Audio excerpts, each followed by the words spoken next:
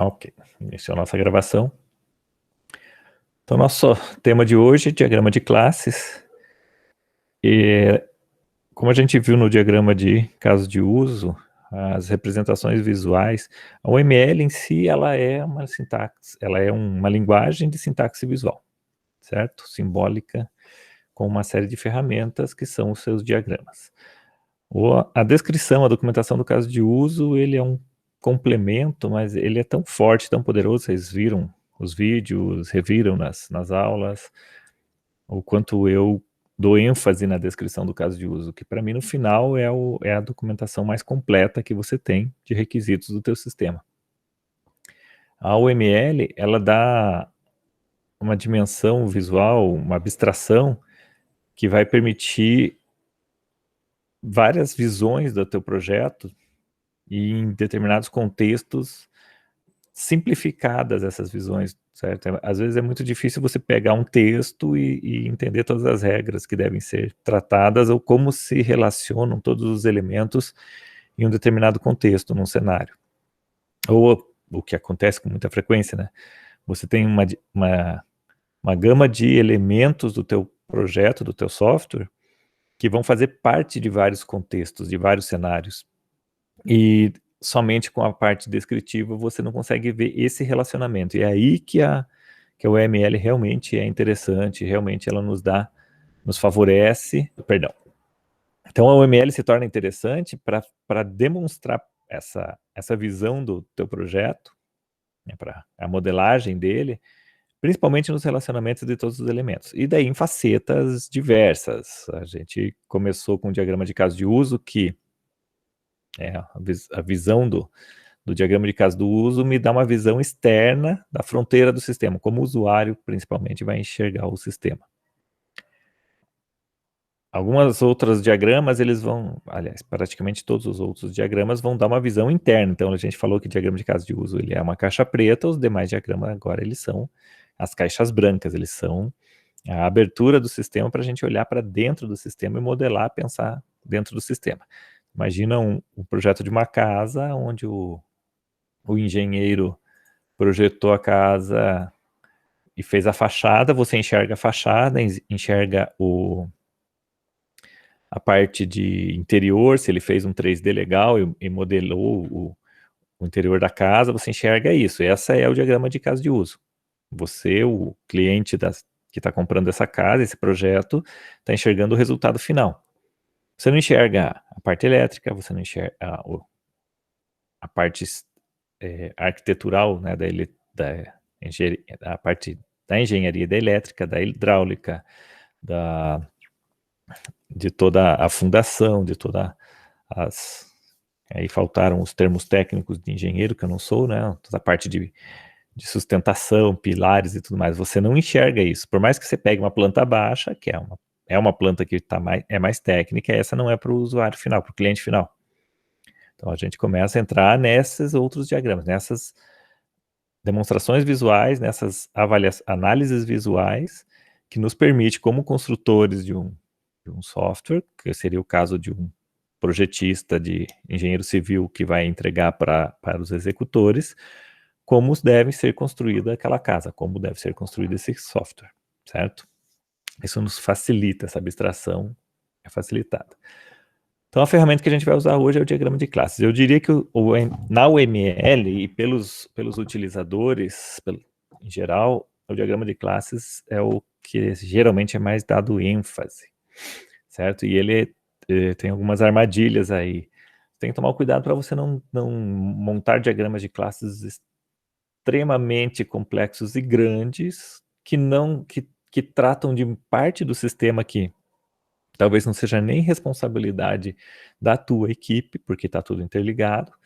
Imagina você pegar um framework que você está desenvolvendo com uma determinada linguagem e você quer colocar todo o diagrama de como é a estrutura deste framework, ou todo o diagrama do Java, porque eu vou trabalhar com Java, eu quero colocar todas as classes Java. Isso eu já vi acontecer. no diagrama de classes do meu projeto. Por quê? Porque eu uso a string, porque eu uso um list, um array list, porque eu uso o JDBC, e daí você tem um diagrama de classe extremamente complexo, que tem um detalhamento de toda a parte técnica de classes, que já está modelado, que já está e é mantida pelos seus desenvolvedores, certo? Então também tem que pensar dentro do diagrama de classes em fronteiras e módulos, para você não deixar ele de uma maneira não gerenciável e também uma maneira, tornar ele tão burocrático que ele acaba não sendo útil para o teu projeto, tá? Então, quem é o diagrama de classes? Segundo a OMG, a OMG é a entidade aí que dita um monte de padronizações e orientações para o mundo orientado a objeto e para desenvolvimento em geral. Então ela descreve um conjunto de objetos que compartilham, o diagrama de classes descreve um conjunto de objetos que compartilham as mesmas especificações de atributos, operações, restrições e semântica. Finalidade de uma classe é classificar objetos e especificar os recursos que caracterizam a estrutura e o comportamento desses objetos. Então, na verdade, o diagrama de classes é um conjunto de representações do que será o modelo dos objetos. Lembra que a gente falou lá no início? Classe é o modelo, classe é o molde. E a partir desse molde eu crio as instâncias, as personificações, que são os objetos, né? Tem um molde, lembra do molde da chave que eu mostrei para vocês num slide? É o molde de barro, tem o cunho da chave. Se eu jogar o cobre ali dentro, eu tiro uma chave. O molde é a classe, o objeto, a chave em si, é a instância, certo? Então, o diagrama de classes, ele descreve um conjunto de características comuns para objetos e como eles se relacionam. Então, a classe, o que é a classe? A gente já deu uma olhada lá atrás, vamos dar uma revisada. É um grupo de coisas que tem estados e comportamentos comuns. A classe é um molde, tá?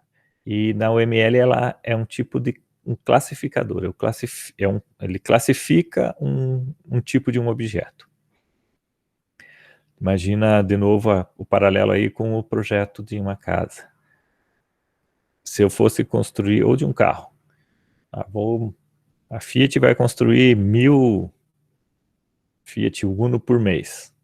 Da onde sai essa produção de 1000 carros iguais, né, 1000 objetos que podem ter as mesmas características iniciais iguais?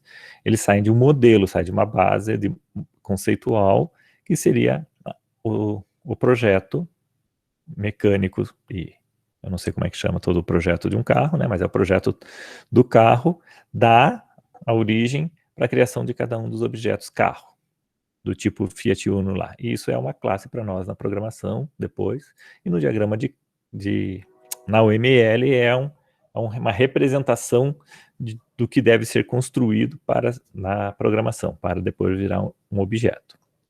Então, a classe ela descreve um grupo de objetos com propriedades similares, que a gente chama de atributos, e comportamento comum, que são as operações, ou os métodos. E o relacionamento com outros objetos e semântica comum. Exemplo, pessoa, empresa, janela. Estou desenvolvendo um jogo. E o jogo é um jogo medieval de RPG, do tipo RPG. Então eu vou ter personagens, eu posso ter uma classe personagem extremamente genérica, com alguns atributos desse personagem, e com ações do tipo andar, correr e saltar, que todos os meus personagens vão ter. Eu posso depois especializar cada um desses personagens. Eu posso ter o guerreiro, a arqueira, o mago. Quando eu criar essas classes, todo guerreiro vai ter uma série de características iguais, uma série de operações iguais. A luta, o ataque, a defesa, né? O mago vai ter o lançar feitiço, e uma clériga vai ter poder de cura, operação curar. Então, esse conjunto de atributos e operações que são comuns, isso vai dentro de uma classe. E essa classe descreve o conjunto de objetos derivados dela. Então, se eu vou ter vários personagens que são do tipo guerreiro depois, eles vão se basear nesse conjunto de atributos e operações, comportamentos, que essa classe descrever. tá? Estou desenvolvendo um software de gestão financeira, vou ter lá conta, vou ter pessoa, usuário, movimentação, são classes que vão descrever atributos e comportamentos para fazer os dados funcionarem para nós nesse sistema. Então, agrupando objetos em classes, nós estamos abstraindo o problema. Qual que é a ideia de abstrair? É ter uma visão mais alta, uma visão diferenciada do teu problema. Classe de análise representa um modelo conceitual primário para elementos que têm responsabilidade de comportamentos no sistema. São mantidas em um alto nível, numa visão puramente conceitual. Tá? Aqui, ó, classe de análise, eu achei que eu tinha aqui um exemplo. Classe de análise é algo mais ou menos nesse sentido, de você fazer, não se preocupar muito com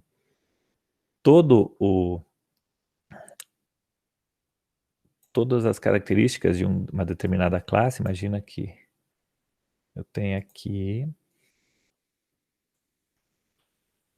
vendo, você vê, sair feia a escrita.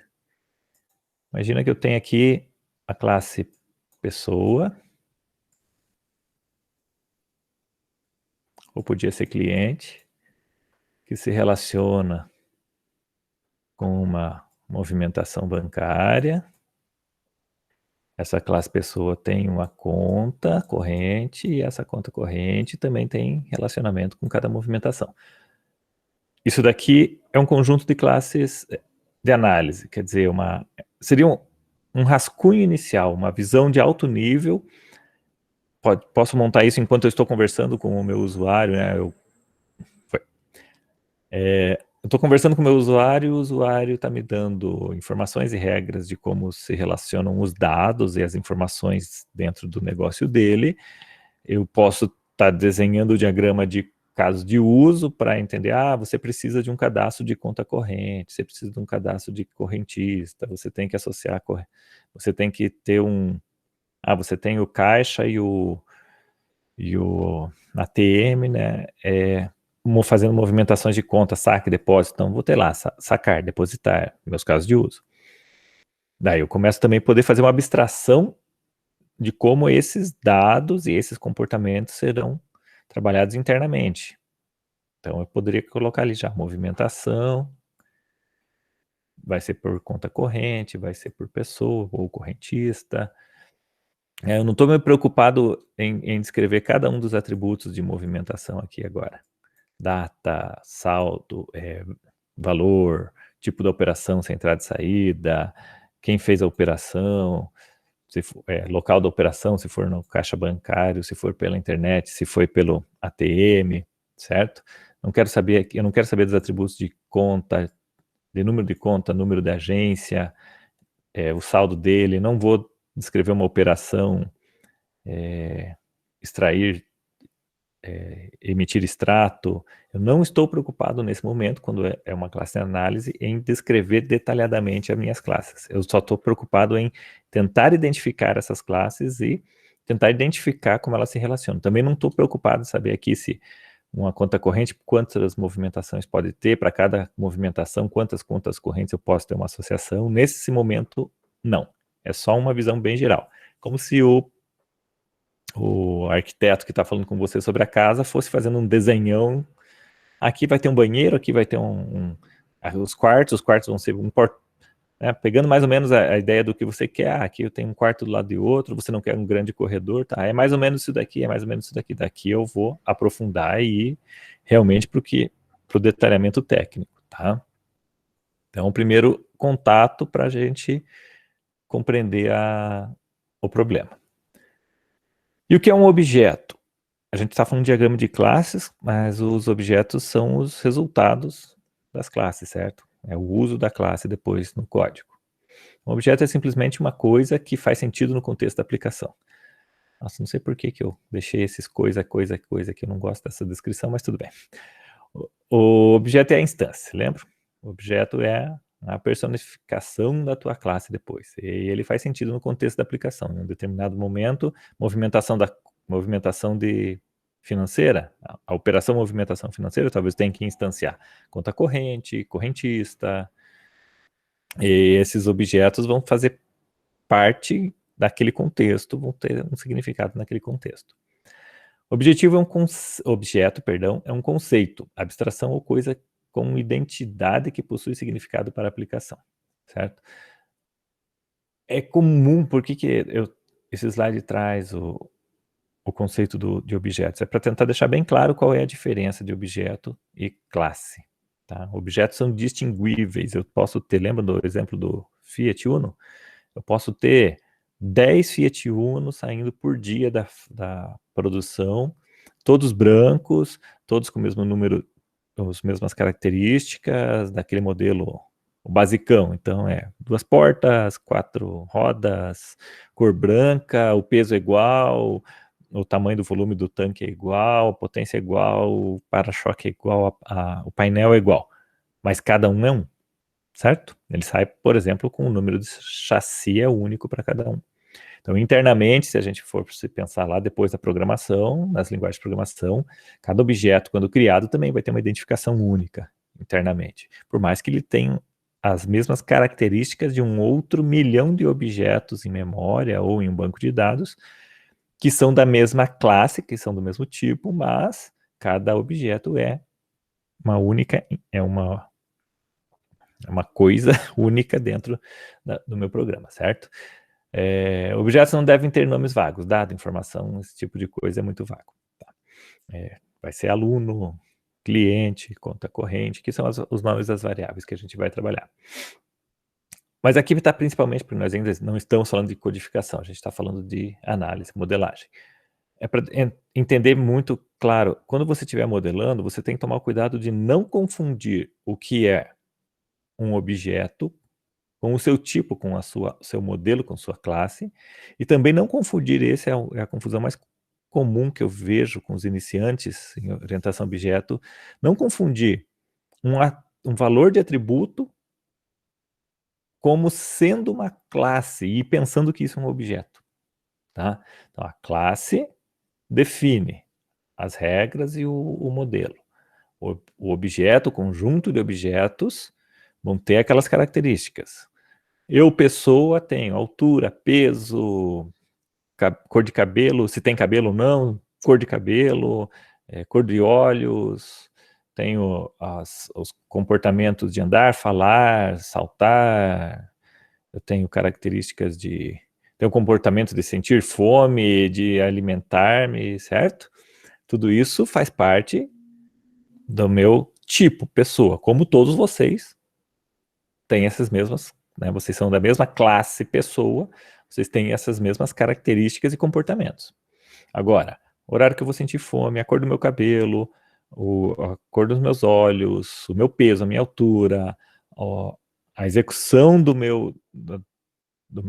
minha ação falar, da minha ação caminhar, ela é um comportamento que está muito relacionado a todas essas características, baseado no meu peso, vamos pegar um exemplo, vamos correr, baseado no meu peso, na minha idade, que são atributos da minha classe, eu consigo correr numa velocidade X, certo? Outras características, se tem uma lesão, se não tem uma lesão, se está em forma, não está em forma, quanto de VO2 consome ou não, podem ser tudo atributos da tua classe, e se eu correr, e todos vocês corrermos juntos para atingir um determinado ponto de A a B, essa distância que nós vamos percorrer vai ser diferente para todos nós. O comportamento, teoricamente, é o mesmo, é correr, mas o nosso algoritmo interno vai calcular como que a gente corre por causa das nossas características, nossos valores de atributos. O que você não pode fazer?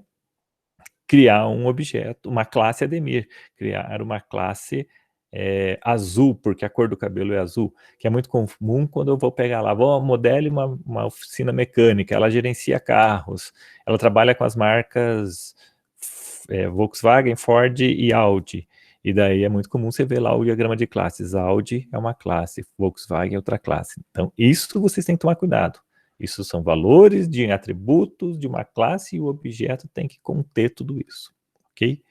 Sei que nesse momento pode estar um pouquinho confuso, a gente vai avançando, eu vou detalhando isso de novo e retomando isso para ficando mais claro, com os exemplos também da modelagem vão ficar mais claros, tá?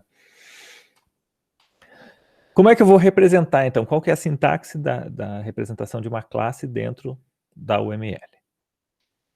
Ela é bem simples, é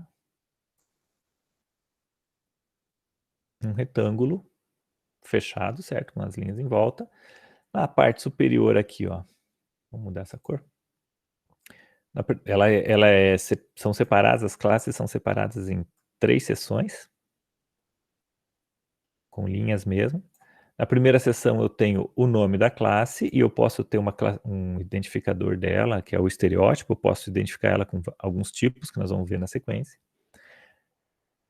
A segunda seção dela são os atributos, então aqui, ó, eu vou colocar depois todos os atributos da minha classe. Uma classe não é obrigatória, coisa feia que ficou, né? Preciso comprar um tablet.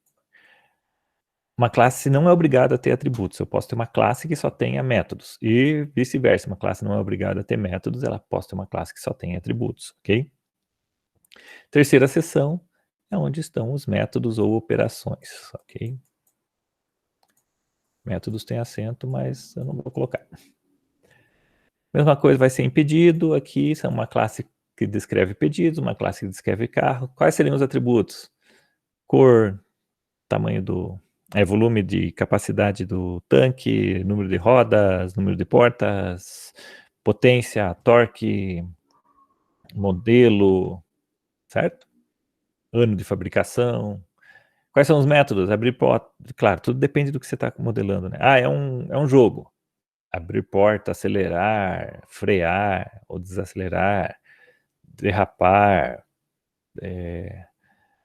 fazer manutenção, tudo isso pode ser métodos de carro num jogo. Ah, eu tenho uma classe, então a classe ela tem que ser modelada e pensada, os atributos e os comportamentos e métodos têm que ser pensados pelo contexto. Não, eu estou modelando uma oficina mecânica e ela quer a gestão da oficina mecânica dos carros que são trabalhados lá. Então o carro aqui vai ter atributos de ano de fabricação, ano de cor, placa, chassi, certo? Mas não vai ter um método acelerar e frear, porque o cara não vai acelerar o carro pelo software. O método talvez seja o gravar defeitos, gravar revisão, certo?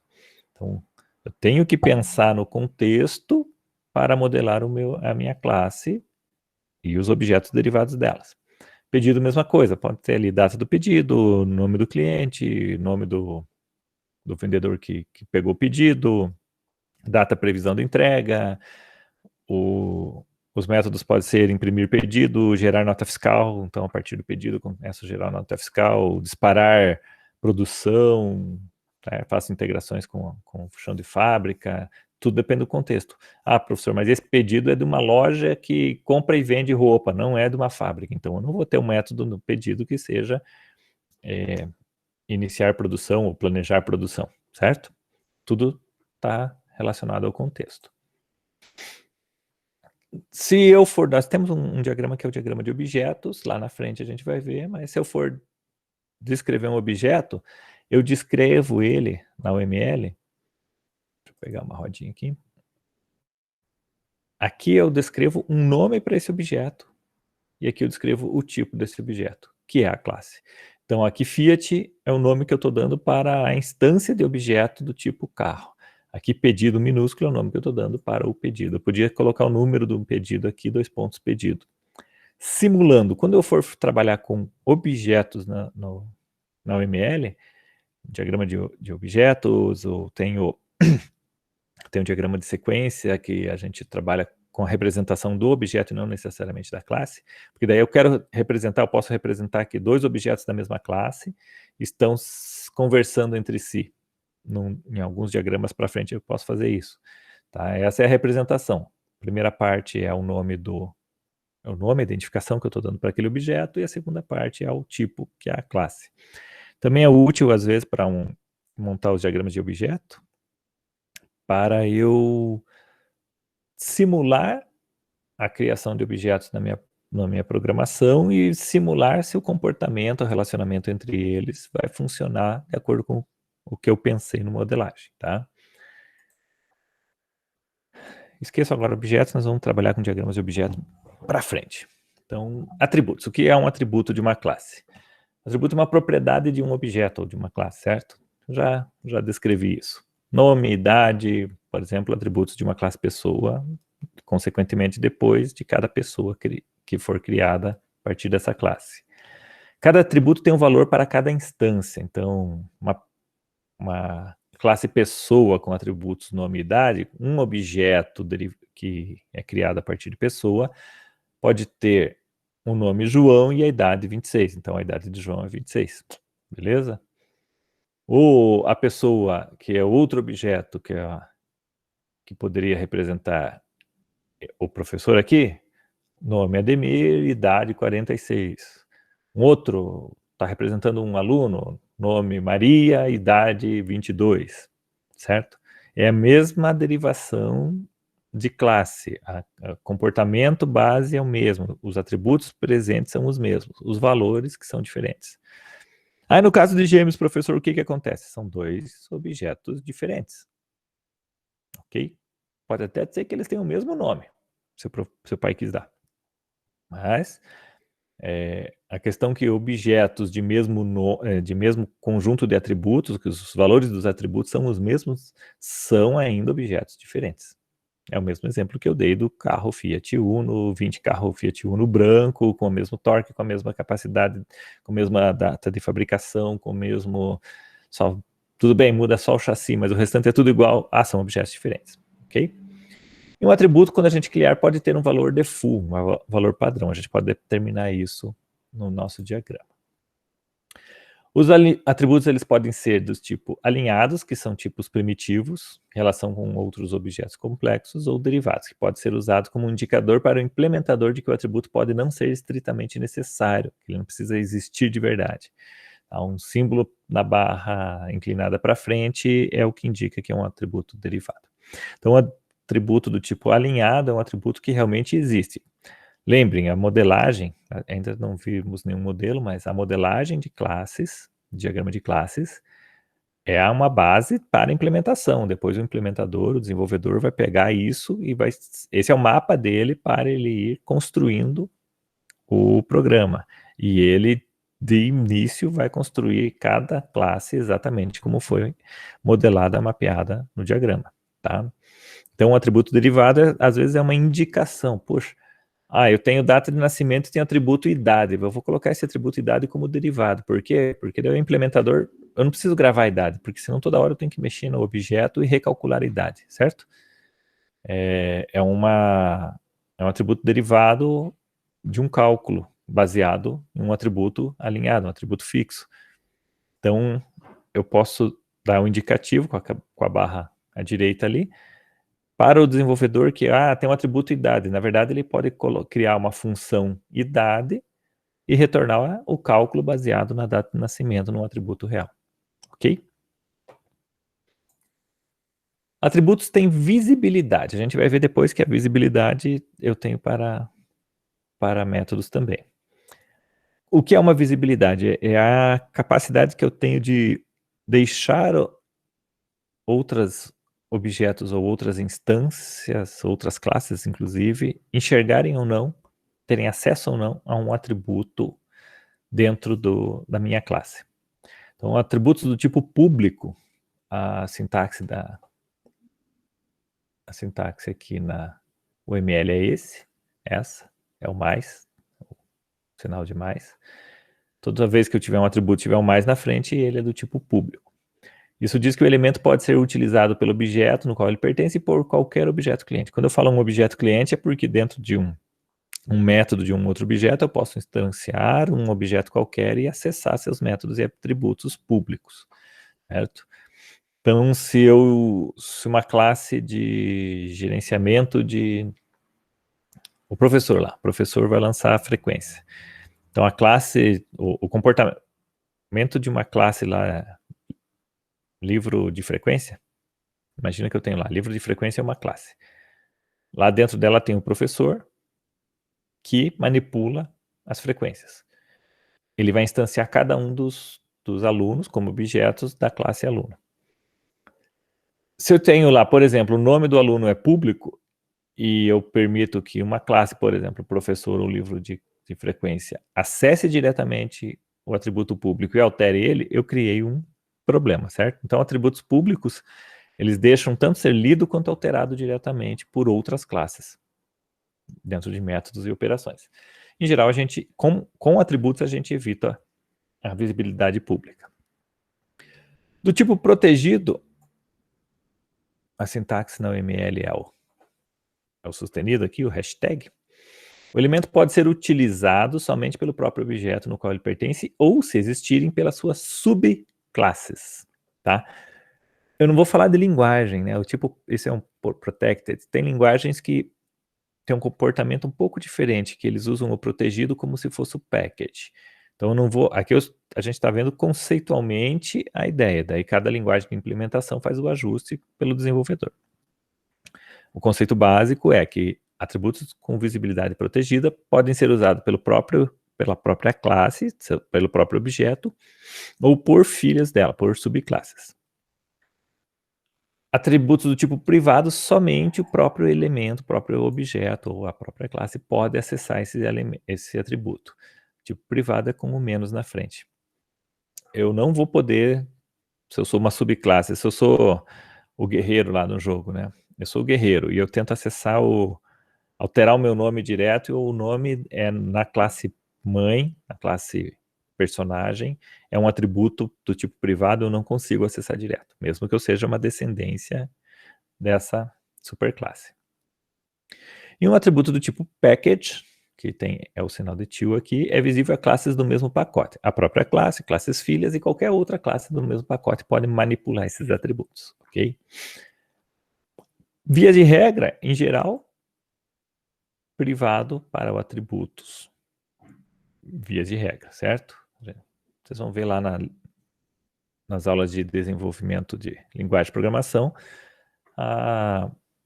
os gets e sets, que são métodos modificadores, né, os acessores e modificadores. Então, a gente cria o privado e cria comportamento para acessar e alterar esses atributos. Isso é o mais comum que a gente trabalha com atributos, com visibilidade de atributos. Então, a representação do atributo. Ó, lá o nosso carro, classe carro, tem o atributo ano, privado, tá vendo aqui o menos, do tipo inteiro. Olha aí. Então, aqui outra definição da UML. Eu defino os tipos dos meus atributos com o nome do atributo, 2 pontos, o meu tipo de dado. Esse tipo de dado pode ser uma outra classe. Lembrem que classes são tipos. Então aqui eu posso ter um integer, que é uma classe, um string, que é uma classe. Ó, aqui eu tenho, para pedido, eu tenho um atributo privado data, que é do tipo date. Professor, mas na linguagem que eu vou desenvolver não é Java, eu vou desenvolver em COBOL orientado a objetos, e COBOL não tem date. Tudo bem. Eu não necessariamente preciso descrever ou desenvolver um diagrama de classes extremamente dependente da linguagem, da tecnologia que for escolhida. Em geral é o contrário, eu desenvolvo aqui sem necessariamente, eu modelo o meu projeto sem necessariamente ter ainda uma certeza, uma noção de qual é a tecnologia ou linguagem que eu vou adotar. Isso daqui vai ficar depois a cargo do desenvolvedor chegar lá, bom, tipo date na minha linguagem é datetime, é timestamp, não, eu estou usando o PHP e eu quero usar o pacote Carbon para gerenciar datas. Tudo bem, certo? Isso aqui não necessariamente é um discriminador da programação de forma rígida. Claro que isso depende da equipe, de um acordo entre a equipe, certo? Lembra que eu falei lá nas primeiras aulas. O ML é uma sintaxe e tem que ser adequada ao teu contexto. Você pode ter uma padronização dentro da equipe que dita como que as coisas são trabalhadas e como que as análises devem ser utilizadas, como que as ferramentas devem ser utilizadas na tua empresa.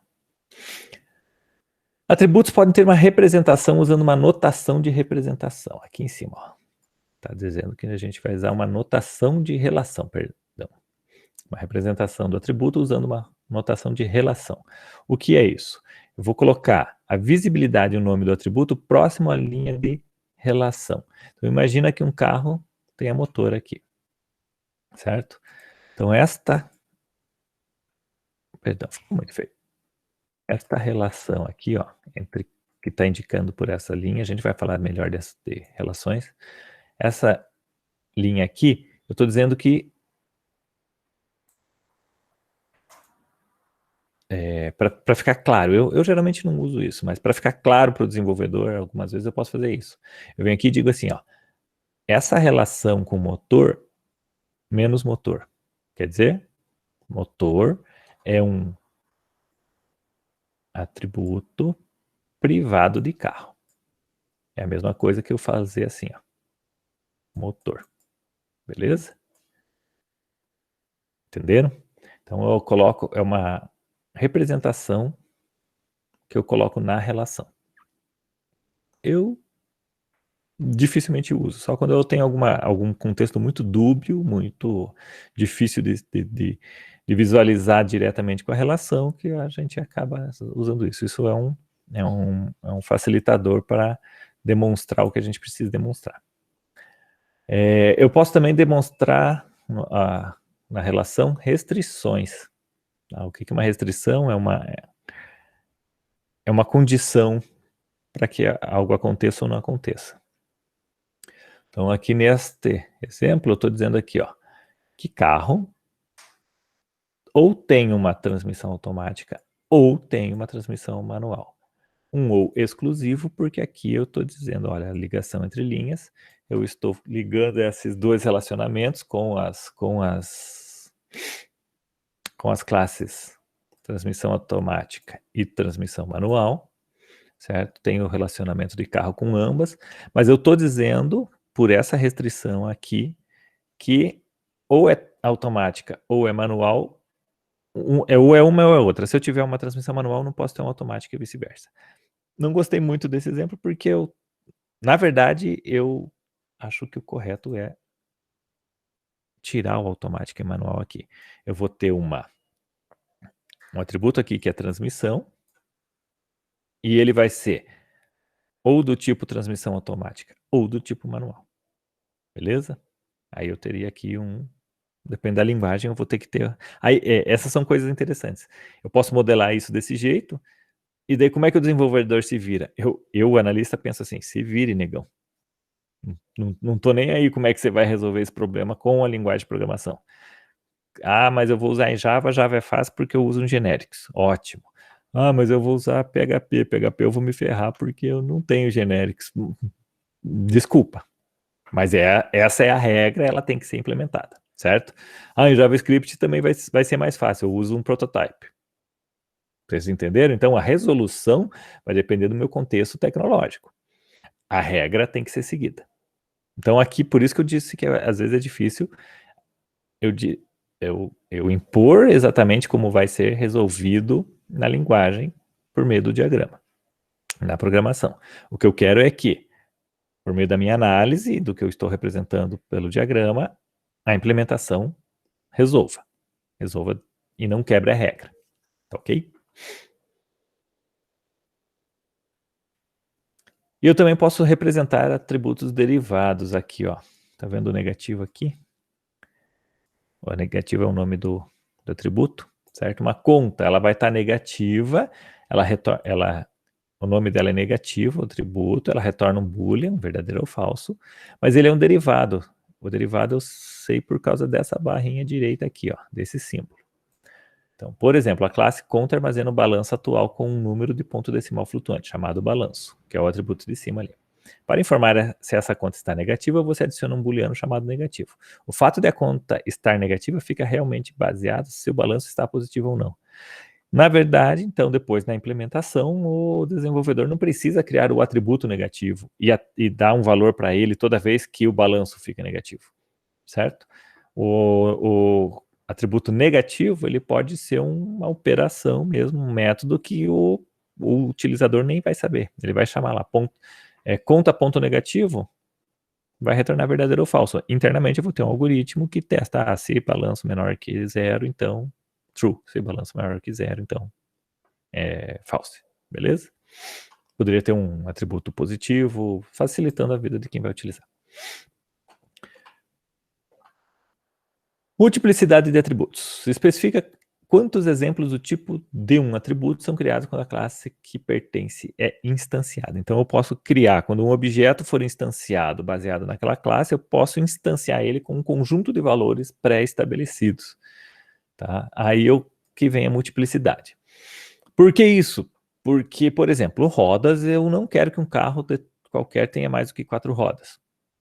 E o que eu faço? Eu venho aqui e digo que rodas é quase como eu determinar um array, né? Roda rodas, perdão, o atributo rodas, privado, ele é do tipo roda. Roda é uma outra classe, certo? Então, dentro de rodas, eu vou ter um objeto do tipo roda. Na verdade, eu não tenho objeto. Por quê? Porque eu tenho esse 4 aqui entre colchetes. Ele vai me representar, se eu estou falando de Java, um array. Se eu estou falando de PHP, um array. JavaScript, um array. É o mais comum, certo? Ah, mas professor, eu sou desenvolvedor e eu resolvi trabalhar rodas com uma coleção do tipo map. Não sei se é a melhor saída, mas resolveu. Não posso ter mais que 4 rodas e nem menos, certo? Então, a multiplicidade de atributo, quantos múltiplos múltiplos valores aquele atributo pode receber, eu relaciono com essa sintaxe de um array. E operações e métodos em classes. Hoje a gente vai ficar só com a parte conceitual de cada um desses elementos, e na próxima aula eu vou trazer o exemplo do diagrama montado com as relações, ok? Então, para finalizar hoje, operações e métodos. Uma operação é uma função ou transformação que pode ser aplicada por um objeto em uma classe, tá? Então, cadastrar funcionário, consultar funcionário são operações de uma classe funcionário. Eu não usaria o func no final, né? Cadastrar, consultar, se eu estou dentro do funcionário, já é implícito. Eu poderia ter um método numa classe funcionário, eu poderia ter um método emitir olerite. E ela calcula, pega o seu próprio salário, monta um PDF, emite, retorna para o usuário um olerite. Um relatório de olerite. Então, comportamentos são operações que eu quero métodos que eu quero que aquela classe execute, tá? É muito importante, aí começa, eu sei que a gente está trabalhando, o ML é muito da teoria da programação orientada a objeto, e o ML é o conceitual que nos faz pensar orientado a objetos. É muito complicado para o iniciante pensar orientado a objeto, porque de início não se compreende o contexto. Atribuir atributos e métodos, propriedades e métodos a classes, está tudo relacionado com contexto. Tem uma palavrinha mágica que chama-se responsabilidade. Por exemplo, em um sistema de gestão acadêmicos,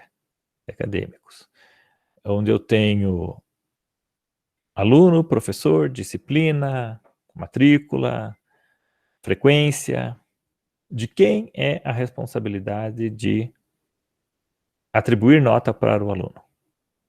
Não pode estar dentro do aluno. É o professor que tem que atribuir nota ao aluno. De quem é a responsabilidade de informar a sua nota? Não pode ser a do professor. O professor tem que perguntar para o aluno qual a sua nota. O aluno tem que ter calcular nota ou calcular média. Certo? Uma vez que atribuam uma nota para ele, ele deve, os atributos de nota são dele. Ou se eu tenho disciplinas e a disciplina a disciplina tem um array, imagina lá que uma disciplina tem um array um atributo multivalorado de alunos, que são os alunos da turma, e cada aluno tem 4 notas para aquela disciplina. Aonde que vai ficar a operação de informar a nota? Na disciplina ou no aluno? Talvez seja tanto faz em alguns contextos, em outros não. Claro que tudo depende do teu contexto e de como você pensa a aplicação, talvez a disciplina tenha essa responsabilidade. Ah, por quê? Porque ela sabe as notas e ela pega o aluno, informa para ele quais são as notas e ele fala para o professor. Pode ser assim? Pode. Mas a questão é pensar quem é o objeto ou a classe responsável por executar uma determinada operação, porque os atributos estão em si ou em outra classe. A forma mais fácil de pensar em responsabilidade é: se o atributo pertence à minha classe, a responsabilidade é minha. Se o atributo não pertence à minha classe, ao meu objeto, a responsabilidade é do outro objeto. Eu vou perguntar. Então, se a disciplina não guarda as notas, ela guarda quais são os alunos que fazem parte dela, da disciplina. Ela não vai calcular nota. Se o professor perguntar para a disciplina qual a nota dos alunos, ela pode ter informar notas, certo? A disciplina. Mas quando o professor pergunta qual é a nota dos alunos, a lógica dessa classe disciplina, nesse método informar notas, vai ser o quê? Percorrer cada um dos alunos e perguntar qual a sua nota ou qual a sua média. Daí cada aluno tem a responsabilidade, vai ter essa operação de calcular média e devolver a sua média para aquela disciplina, para a disciplina que está perguntando, ou para um professor se perguntar, ou para a secretaria se perguntar. Então, esse pensamento orientado a objetos, orientado a contexto e a responsabilidade, é o que vai fazer vocês realmente entenderem aonde estão alocados esses objetos, essas propriedades e métodos, certo? Então, eu diria para vocês, esse é o ponto de ruptura, é o que começa a fazer vocês pensarem orientado a objetos de forma eficiente ou não. Vamos dar continuidade, eu vou voltar e falar sobre essas questões várias vezes durante nossos exercícios. Então, um método é uma implementação específica de uma operação. A mesma operação pode ser aplicada a várias classes, entretanto com diferentes implementações. Isso é o que a gente chama de polimorfismo, múltiplas formas. A operação exibir, por exemplo, de nome exibir, ela pode ser implementada para exibir janelas, botões, imagens. Imagina que eu tenho... Aí também depende de contexto, se eu estou lá na base da orientação a objeto, de programação orientada a objeto, primeiras aulas lá de conceitos, a gente falou de herança. Então, é muito aplicado polimorfismo à herança. O exemplo do RPG de novo. Então, tem um personagem, classe mãe básica, e essa classe tem a operação correr. Aí eu tenho lá o personagem guerreiro que vai derivar, né, vai herdar essa operação correr, eu tenho o personagem clérigo que vai herdar essa operação correr, eu tenho o personagem mago que vai herdar a operação correr. Quando eu mando o mago correr, e quando eu mando o clérigo correr, e quando eu mando o guerreiro correr, cada um desses objetos derivados dessas classes executar a operação de correr, muito provavelmente eu vou ter uma implementação interna da corrida diferente para cada um deles. Por quê? Porque guerreiro está mais preparado para correr, tem uma musculatura mais orientada à parte física, ou posso fazer a implementação um pouco diferente do clérigo, porque ele não tem essa aptidão física tão forte, mais uma adaptação da implementação no mago, porque o mago talvez nem corra, ele ande rápido, e daí dentro do correr eu tenho que chamar o andar rápido, ou eu tenho que implementar o algoritmo de uma forma que eu restrinja a corrida dele, certo? Então, se eu estou falando de polimorfismo, eu estou falando de múltiplas formas de executar a mesma operação. Outro uso de polimorfismo é de eu alterar eu identificar classes baseadas na sua hierarquia, na sua herança, na sua árvore de heranças. Por exemplo, imagina que eu tenho uma determinada operação lá de um objeto auxiliar da minha aplicação, que é o imprimir relatório, certo? E imprimir relatório precisa receber um objeto que contém os dados para o relatório. Beleza? Mas eu posso receber pessoa, posso receber funcionário, posso receber extrato bancários, eu posso receber lista de marcas, eu posso receber agendamento com clientes. São todos tipos de classes que não fazem parte nem da mesma mãe, né, da mesma estrutura hierárquica. E eu tenho que receber alguém que diz assim, o meu operação imprimir relatório diz assim, eu só posso receber classes que são do tipo relatório. Putz, como é que eu vou fazer isso? Eu não posso criar uma classe relatório e cliente herda de relatório, movimentação bancária herda de relatório, agenda herda de relatório. Não funciona. O contexto é diferente da herança. Eu posso ter o que então? Umas classes, a gente vai chegar nesse detalhe, mas só aqui eu estou tentando exemplificar o polimorfismo, né? Posso ter classes com uma identificação de interface, que eu só digo assim, uma interface implementa esse método aqui. E só digo qual é o método que implementa, nem coloco o código nele. Quando eu vou criar o cliente, eu digo assim, cliente, você implementa relatório. Conta corrente, você implementa relatório. Quando eu passar um objeto, um conjunto de objetos do tipo cliente ou do tipo movimentação que implementam, que tem essa característica de ser também um relatório ou de implementar uma operação de relatório, a operação imprimir relatório vai aceitar. Porque isto uma das formas de relatório as classes que não fazem parte de uma árvore de herança comum implementarem um comportamento que uma outra classe pede para que elas implementem. Okay? A gente vai chegar em interface, mas é mais para vocês entenderem que polimorfismo é eu conseguir essa flexibilidade de trabalhar com várias formas ou identificar várias formas dentro da orientação a objeto.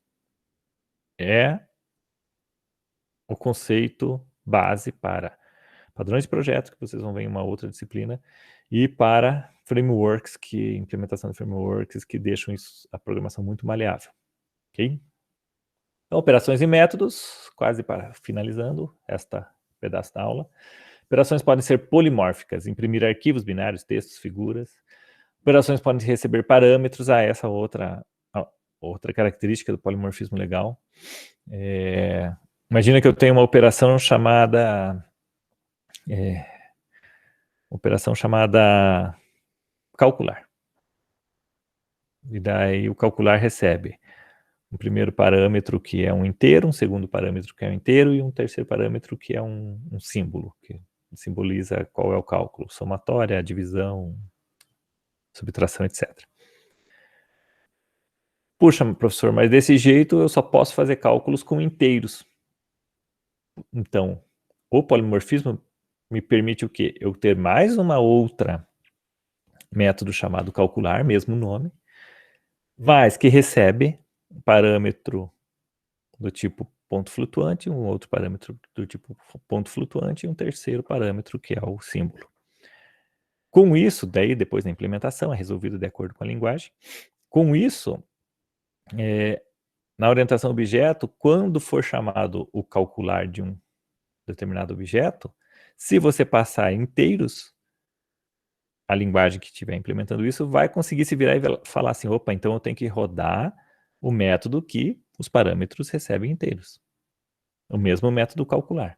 Se você chamar o calcular passando pontos flutuantes, ele vai falar, opa, então eu tenho que executar o calcular com pontos flutuantes. Isso também é polimorfismo, eu ter o mesmo, a gente chama de sobrecarga de funções. Eu tenho o mesmo nome de método com os parâmetros diferentes, e isso me permite que a linguagem execute o método correto. Nem todas as linguagens têm sobrecarga de função. O que eu tenho é a sobrescrita, que é mais comum, que é aquela que eu exemplifiquei baseada na herança. Eu herdo um método e daí eu sobrescrevo ele, escrevo ele por cima. Todas as instâncias de uma classe compartilham das mesmas operações, ok? A mesma classe pessoa tem todas as operações que qualquer pessoa tem. Como é que eu represento uma operação? Na última seção, o último bloco lá da minha classe, eu tenho a lista de operações daí. Visibilidade, mesma coisa, tá vendo aqui, ó, que eu tenho um maisinho aqui, ó, sinal de mais do lado do nome da classe, da operação. Então, mesmas regras de visibilidade para atributos funcionam para métodos. Grande diferença é que a maioria dos meus métodos são públicos para poder serem executados de fora. Aí eu tenho o nome do meu método e eu tenho o conjunto de parâmetros do meu método. Se eu não tiver nenhum parâmetro, abre e fecha. Se eu tiver parâmetros, eu vou listá-los aqui. Como se eu estivesse escrevendo o método de uma linguagem de programação, de uma função de uma linguagem de programação. Também posso definir aqui no final, com 2 pontos. Aqui no final, depois do lista de parâmetros, eu posso colocar 2 pontos e dizer qual é o tipo de retorno. Por exemplo, esse método aqui vai retornar um integer. Ao definir visível, provavelmente ia retornar um boolean, verdadeiro ou falso, para dizer se a operação deu certo ou errado, ok? Então eu tenho visibilidade, nome do método, lista de parâmetros e tipo de retorno. Essa é a sintaxe na UML para definição de operações. Ok, moçada? Próximo passo, conhecendo os elementos básicos, é a gente começar a construir um diagrama de classes, onde eu vou construir as classes com esses elementos, atributos, métodos e as suas visibilidades, seus comportamentos. E daí eu vou começar a fazer o relacionamento, associação entre essas classes, como elas se relacionam. A gente vai ficar com isso para essa parte da teoria para a próxima aula, ok?